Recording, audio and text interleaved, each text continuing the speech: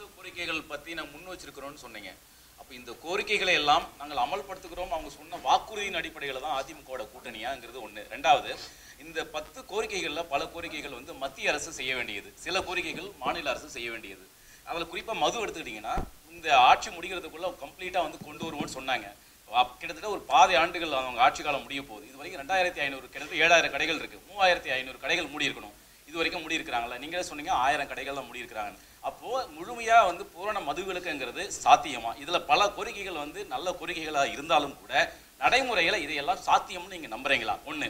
ரெண்டாவது, மத்தியில் இருக்கக்கூடிய பாஜக அரசு தான் இந்த மீத்தேல் ஹைட்ரோ கார்பன் ஆகட்டும் எல்லா திட்டங்களையும் கொண்டு வந்தது அவங்க தான், அப்ரூவல் கொடுத்தது அவங்க தான். அதுக்கு தமிழக அரசு வந்து இங்கே ஸ்டேட் கவர்மெண்ட்டுடைய இது இல்லாமல் அவங்க செஞ்சுருக்க முடியாது. ஆனால் இப்போ அதே கட்சியில் கூட்டணியில் பாஜகவும் இருக்குது. இதெல்லாம் இப்போ வந்து அந்த எந்த எதிர்ப்பு தமிழகத்திற்கு பாதிப்பான திட்டங்களை கொண்டு வந்தக்கூடிய அரசோ, இங்கே பூரண மதுவிலக்கு எதையும் இம்ப்ளிமெண்ட் பண்ணாத ஒரு அரசோ, ஆனால் இவங்களோட சேர்ந்து கூட்டணி வச்சிருக்கீங்க. இது முரண்பாடாக தெரியலையா? உரிமையை பறித்தவர்கிட்டே உறவு வச்சிருக்கீங்க. இல்லை, 2 கேள்வி கேட்டிருக்கீங்க.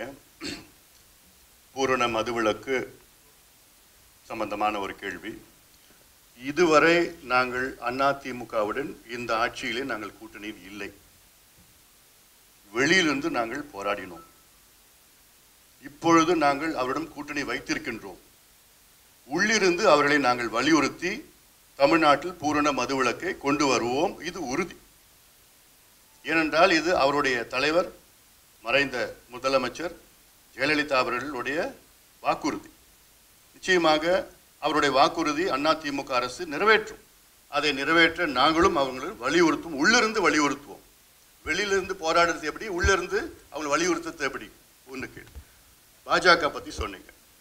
கடந்த நாடாளுமன்ற தேர்தலில் அதிமுக பாஜகவிடம் சேர்ந்து தேர்தலை சந்திக்கவில்லை.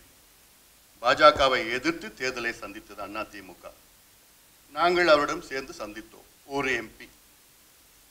அப்பொழுது வேறு சூழல் இருந்தது. இன்று எப்படி என்றால், தமிழ்நாட்டில் இப்போ 40 நாடாளுமன்ற உறுப்பினர்கள், 40 நிச்சயமாக நாங்கள் வெற்றி பெறப் போகின்றோம். அதில் நினைச்சு பாருங்கள், பாஜக, அதிமுக, பாமக, மற்ற கட்சிகள், கூட்டணி கட்சிகள் எல்லாம் ஒன்றாக சேர்ந்து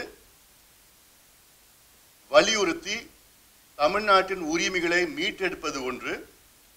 உள்ளிருந்து, இதுக்கு முன்பு வெளியிலிருந்து நாடாளுமன்றத்தில் போராட, இப்போ உள்ளிருந்து செய்வது தான் சுலபம், வெளியிலிருந்து போராடுவது கடினம். அந்த வகையிலே தான் இந்த முடிவை நாங்கள் எடுப்பதெல்லாம் உள்ளிருந்து அவர்களை. நான் சொன்ன உதாரணம் எப்படி சொன்னேன், புகையிலை எதிர்த்து வெளியில நாங்கள் போராடினோம், எங்களால் முடியல, உள்ள போய் கையெழுத்து போட்டோம், முடிஞ்சது.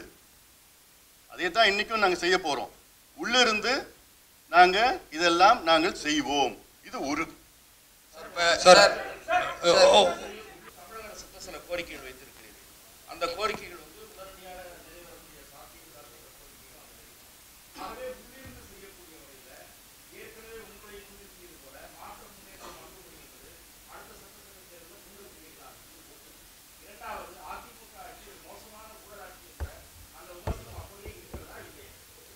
அதாவது இது எந்த நாடாளுமன்ற தேர்தல் உடைய எங்களுடைய வியூகம். இது சட்டமன்ற தேர்தல் எப்போ வருதோ அப்பொழுது நாம் பார்த்துக் கொள்ளலாம். இல்லை, நாங்கள் இவங்க கூட சேர்ந்து தான் இருக்கோம். இந்த கூட்டணியில் நாங்கள் இருக்கிறோம், இவங்க கூட நாங்கள் சேர்ந்து இருக்கிறோம். இதற்கு நாங்கள் கோரிக்கைகள் வைத்திருக்கின்றோம். அதில் நீங்கள் சொல்கிறப்போ ஒரு சில கோரிக்கைகள் ஒரு குறுகிய காலம், இடைக்காலம், நீண்ட காலம், 3 கோரிக்கைகளும் இருக்குது. குறுகிய கால கோரிக்கைகள் நிச்சயமாக நாங்கள் உடனடியாக நிறைவேற்றுவோம். இடைக்காலத்தில் உறுதியாக நாங்கள் அழுத்தம் கொடுப்போம். நீண்ட கால கோரிக்கைகளுக்கு நாங்கள் தொடர் அழுத்தம் கொடுப்போம். அதன் அடுத்த தேர்தலை பற்றி என்னால் இப்போ நான் சொல்ல முடியாது. தேர்தல் நேரம் வந்தவுடன் அது முடிவு செய்வோம். ஒன்று. ஆம், நிச்சயமாக நீங்கள் சொன்னதை நான் ஏற்றுக்கிறேன். விமர்சனம் செய்தோம். இப்போ நீங்கள் எல்லாம் கேட்குற கேள்வி கேட்பீங்க, மனசில் வச்சுப்பீங்க. ஏன்னா இவங்க கடுமையாக விமர்சனம் செஞ்சாங்களே, அவங்க கூட கூட்டணி வச்சிருக்கிறாங்களே. இப்போ அப்படி பார்த்தா இந்தியாவில் எந்த கட்சி கூட கூட்டணி வைக்க முடியாது. ஒரு உதாரணம் நான் சொல்றேன். உத்தரப்பிரதேசில் சமாஜ்வாதி கட்சியும் பகுஜன் சமாஜ் கட்சியும், மாயாவதி அவர்களும் அகிலேஷ் அவர்களும், இவங்க எதிரும் புதிருமாக இருந்த கட்சி. இப்போ சொல்ல போனால் உதாரணம், தமிழ்நாட்டில் திமுக அதிமுக எப்படியோ அதைவிட மோசமான ஒரு சூழல் உத்தரப்பிரதேசில் எஸ்பியும் பிஎஸ்பியும் அவ்வளோ கடுமையாக எதிர்ப்பாங்க, மோசமான விமர்சனம் செய்வாங்க. ஆனால் இந்த தேர்தலுக்காக 2 பேரும் ஒன்றா சேர்ந்திருக்கிறாங்க. இப்போ காங்கிரஸை எதிர்த்து தொடங்கப்பட்ட கட்சி ஆம் ஆத்மி கட்சி இன்னைக்கு காங்கிரஸ் கூட சேர்ந்து அணுகுது. மம்தா பானர்ஜி காங்கிரஸை விட்டு வெளியில வந்து விமர்சனம் செய்தவர். ஆனால் இன்னைக்கு மம்தா பானர்ஜி காங்கிரஸ் ஒன்றா சேர்ந்து தேர்தல் அணுகுகிறார்கள். சரத்பவார் அவர்கள் காங்கிரஸை விட்டு வெளியில வந்தவர், கடுமையாக விமர்சனம் செஞ்சு வெளியில வந்தார். இன்னைக்கு மகாராஷ்டிராவில் சரத்பவாரும் காங்கிரஸும் சேர்ந்து 2 கட்சியும் கூட்டணியில் இருக்கிறாங்க. சந்திரபாபு நாயுடு போன்று காங்கிரஸை யாரும் அவ்வளோ கடுமையாக விமர்சிக்கல, ரொம்ப காலமாக விமர்சிச்சு. ஆனால் இப்போ சந்திரபாபு நாயுடும் காங்கிரஸும் தெலுங்கானாவில் கூட்டணியில் இருக்கிறாங்க. சிவசேனாவும் பிஜேபியும் கடந்த ஓராண்டு காலம் சிவசேனா அவ்வளோ கடுமையாக விமர்சிச்சாங்க பிஜேபியை. மகாராஷ்டிராவில் அப்படி யாரும் விமர்சிக்க மாட்டாங்க.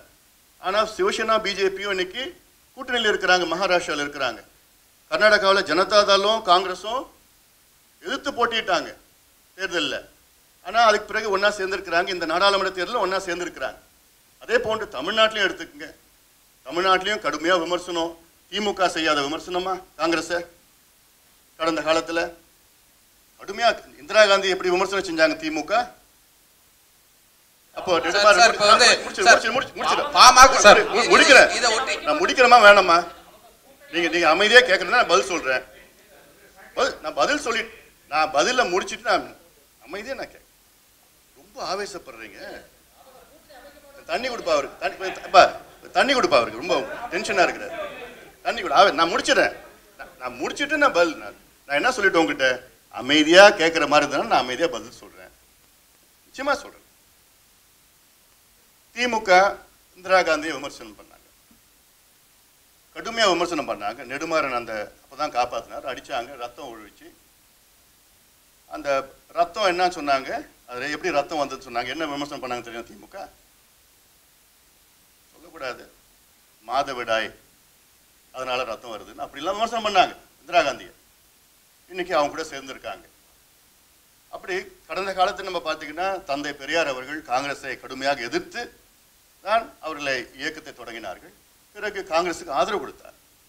ராஜாஜி அவர்கள் இவர்களை கைது செய்தார்கள், அண்ணா அவர்களை. பிறகு அவர்களுக்கு ஆதரவு கொடுத்து ஒன்றாக சேர்த்துதான் அணுகினார்கள். இப்போ இங்க தமிழ்நாட்டில் மற்ற கட்சியெல்லாம் எடுத்துக்க, திருமாவளவன் அவர்கள் வந்து ஸ்டாலின் அவர்களையும் திமுக அவர்களையும் விமர்சனம் செய்யலையா? அதை விட அவரை விட கடுமையாக விமர்சனம் யாரும் செஞ்சிருக்க மாட்டாங்க. காங்கிரஸை விமர்சனம் செய்யலையா திருமாவளவன் அவர்கள்? இன்னைக்கு ஒன்னா சேர்ந்திருக்கிறாங்களே, அதில் ஒன்றும் யாரும் கேட்க மாட்டாங்களா? கம்யூனிஸ்ட் கட்சி அவர்கள் கடந்த சட்டமன்ற தேர்தலில் அதுக்கு முன்பு தொடர்ந்து காங்கிரஸ் விமர்சனம் செய்தார்கள், திமுக விமர்சனம் செய்தார்கள். அவர்கள் ஒன்னா இருக்கிறாங்க. வைகோ அவர்கள் அவர் சொல்லாத விமர்சனமா திமுக பற்றியும் காங்கிரஸ் பற்றியும்? அவர் இன்னைக்கு ஒன்னா இருக்கிறாங்க.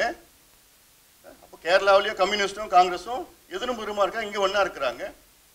ஆக விமர்சனம் நாங்கள் செய்தோம், அது தப்பு, நான் மறுக்கல. நான் அப்போ விமர்சனம் செய்தால் நாம் வந்து கூட்டணி சேரக்கூடாது ஏதாவது இருக்கா? ஆக தமிழ்நாட்டில் எல்லா கட்சியும் மற்ற கட்சியோட விமர்சனம், திமுக பாஜகவை கடுமையாக விமர்சனம் செஞ்சாங்க, அவங்க கூட திமுக கூட்டணியில் போனாங்க. எல்லாமே எல்லா கட்சியும் கூட்டணியில் இருக்கிறாங்க. ஆனால் எங்களுடைய நோக்கம், இந்த தேர்தலோட நோக்கமே தமிழ்நாட்டின் நலன் கருதி இந்த முடிவை நாங்கள் எடுத்திருக்கின்றோம்.